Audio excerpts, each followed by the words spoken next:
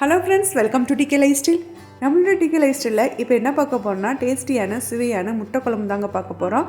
இது தோசை சப்பாத்தி நானோட வச்சு சாப்பிடும்போது டேஸ்ட் வந்து சூப்பராக இருக்கும். அந்த அளவுக்கு டேஸ்டியான முட்டை குழம்பு எப்படி செய்யலாம்னு சொல்லிட்டு வாங்க நம்மளுடைய வீடியோக்குள்ளேயும் பார்க்கலாம். இது வந்து செட்டிநாடு ஸ்பெஷலுங்க, அந்த அளவுக்கு டேஸ்ட்டாக இருக்கும்.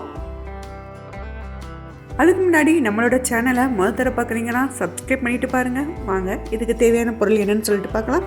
இப்போ நான் ஒரு கடாய் ஒன்று வச்சுருக்கேன், அது நல்லா காஞ்சிடட்டும். கடாய் வந்து நல்லா காஞ்சதுக்கப்புறம் நான் 1 டீஸ்பூன் அளவுக்கு வந்து மிளகு, 1 டீஸ்பூன் அளவுக்கு சீரகம் எடுத்து வச்சு போட்டுக்கலாம்.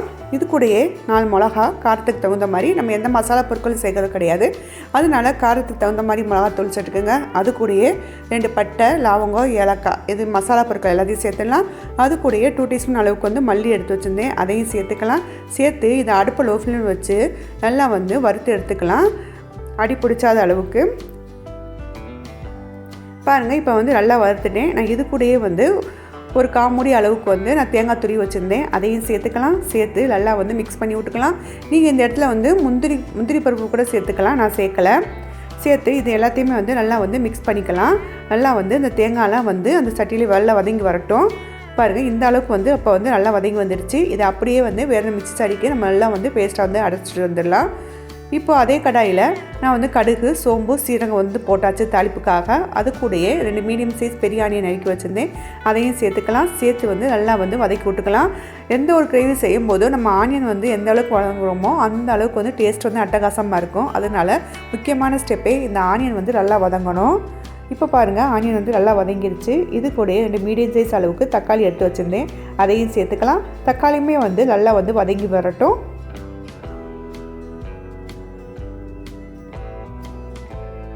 நல்லா வதங்கி வந்துடுச்சு.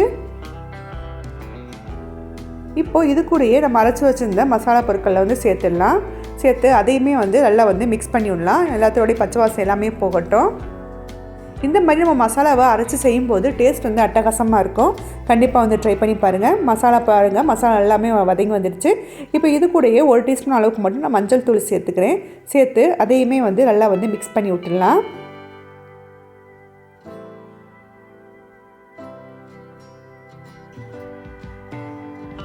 மோதிக்க எண்ணெய் எல்லாமே வந்து நல்லா வந்து பிரிஞ்சு வந்துருச்சு. இது கூட நான் 1 டீஸ்பூன் அளவுக்கு வந்து கரம் மசாலா சேர்த்துக்கிறேன். கரம் மசாலா ஆப்ஷனல் தான், வேணால் நீங்கள் சேர்த்துக்கலாம், இல்லாட்டி வந்து ஸ்கிப் பண்ணிக்கலாம். இப்போ வந்து நல்லா வந்து மசாலா எல்லாமே வந்து நல்லா வதங்கி வந்துருச்சு. இப்போது இந்த மசாலாவுக்கு தேவையான தண்ணி சேர்த்துக்கலாம்.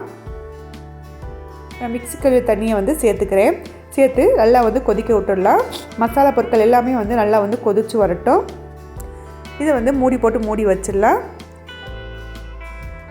இப்போது இந்த குழம்புக்கு தேவையான உப்பு சேர்த்துக்கலாம். சேர்த்து மூடி போட்டு மூடி வச்சிடலாம். அதாவது நல்லா வந்து கொதி வரட்டும்.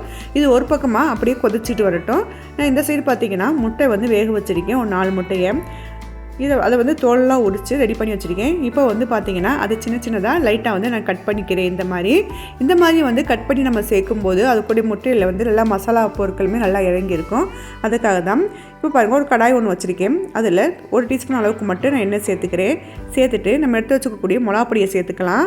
சேர்த்து மிளகாப்பொடி வந்து கறியிடக்கூடாது, அடுப்பை வந்து லோ ஃப்ளேம்லேயும் வச்சுக்கலாம். இப்போது நம்ம எடுத்து வச்சுக்கக்கூடிய முட்டையை சேர்த்துடலாம். அந்த முட்டைக்கு தேவையான உப்பு மட்டும் லைட்டாக சேர்த்துக்கிறேன். சேர்த்துட்டு நல்லா வந்து மிக்ஸ் பண்ணி விட்டுடலாம். இப்போது நம்ம உரித்து வச்சுக்கக்கூடிய முட்டையை வந்து சேர்த்து லைட்டாக வந்து அடுப்பை லோ ஃப்ளேம் வச்சு நம்ம வந்து அதாவது ஃப்ரை பண்ணி எடுத்துக்கலாம். ரொம்பவுமே வந்து அடி பிடிச்சிடக்கூடாது. அதே சமயம் வந்து பார்த்திங்கன்னா நம்ம முட்டையை சேர்க்கும்போது அந்த மசாலா வந்து சீக்கிரத்துலேயே வந்து கருகி வந்துடும். அதுக்காக அடுப்பை வந்து லோ ஃப்ளேமில் வச்சு இந்த ப்ராசஸ் பண்ணலாம். பாருங்கள், இந்த அளவுக்கு வந்து முட்டையோடு நல்லா வதக்கி எடுத்துட்டேன். இதை அப்படியே வந்து நம்ம கொதிக்கக்கூடிய குழம்புல வந்து சேர்த்துடலாம். இப்போ குழம்புமே வந்து நல்லா வந்து கொதி வந்துடுச்சு. இப்போது நம்ம வதக்கி வச்சுருந்த முட்டையை வந்து சேர்த்துடலாம். சேர்த்துட்டு நல்லா வந்து மிக்ஸ் பண்ணி விட்டுடலாம். இப்போது மூடி போட்டு மூடி வச்சுட்டு ஒரு 10 நிமிஷம் அப்படியே அடுப்பை வந்து லோ ஃப்ளேம்லேயே வச்சு எடுக்கலாம். பாருங்கள், கொதி வந்துடுச்சு. சூப்பரான சுவையான டேஸ்டியான முட்டை குழம்பு வந்து ரெடி ஆகிடுச்சு. கண்டிப்பாக வந்து ட்ரை பண்ணி பாருங்கள். ஓகே ஃப்ரெண்ட்ஸ், இந்த வீடியோ உங்களுக்கு பிடிக்கும் நம்புறேன். இந்த வீடியோ உங்களுக்கு பிடிச்சிருந்துச்சுன்னா லைக் பண்ணுங்கள், கமெண்ட் பண்ணுங்கள், ஷேர் பண்ணுங்கள். மறக்காமல் நம்மளோட டிகே லைஃப் ஸ்டைலுக்கு சப்ஸ்கிரைப் பண்ணிடுங்க. தேங்க்ஸ் ஃபார் வாட்சிங்.